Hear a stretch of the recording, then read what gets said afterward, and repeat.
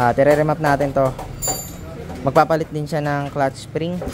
Tignan natin kung ano yung magiging resulta. Pero ang pipe niya kasi dito is Apido Phyto clutch spring.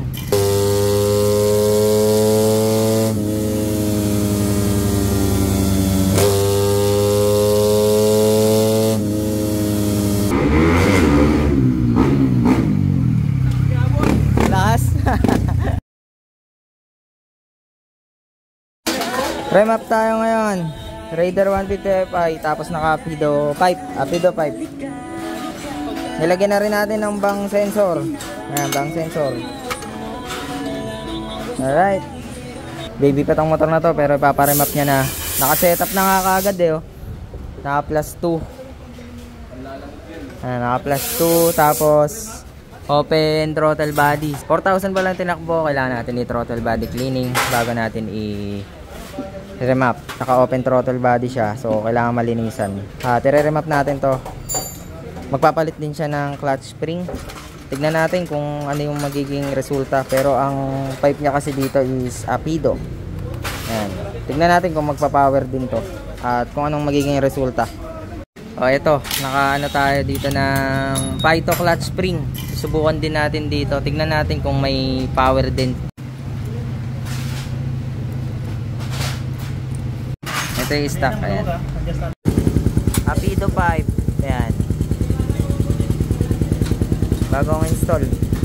Painitin natin konti. Okay, salang na tayo sa dyno. Check natin yung AFR. Kung may pagbabago ba, kung may i-correct ba tayo. At tignan rin natin yung horsepower kapag ito. Sa stock pa lang na ECU, no? Apido. Tapos naka-clutch spring naman to na Phyto. So bago pa tong motor, tara simulan natin.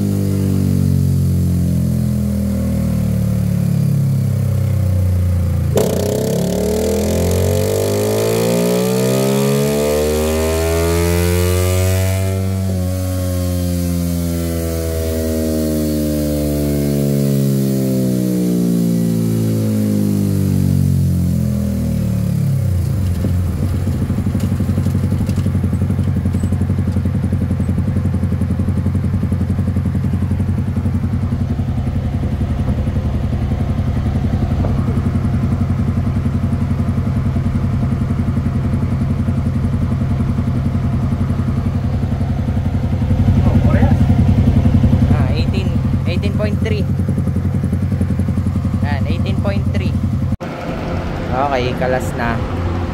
Tara na.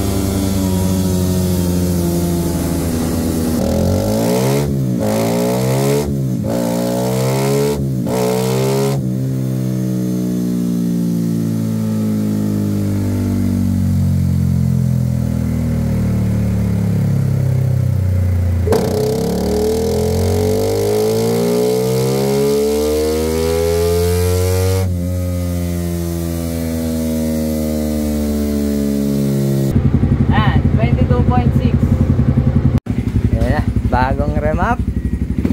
Tingnan natin. Apido pipe. 5,000 odo pa lang to. Kaya maganda yung horsepower. Maangat.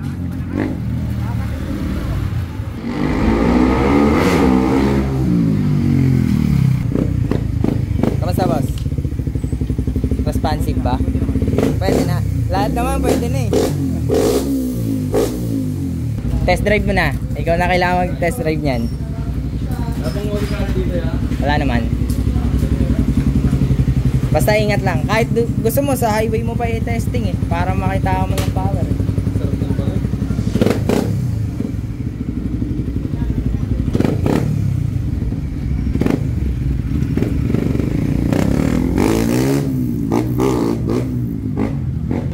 Dadamba talaga kasi naka-clutch brake. Lakas. Mangat, ayos na. All good na.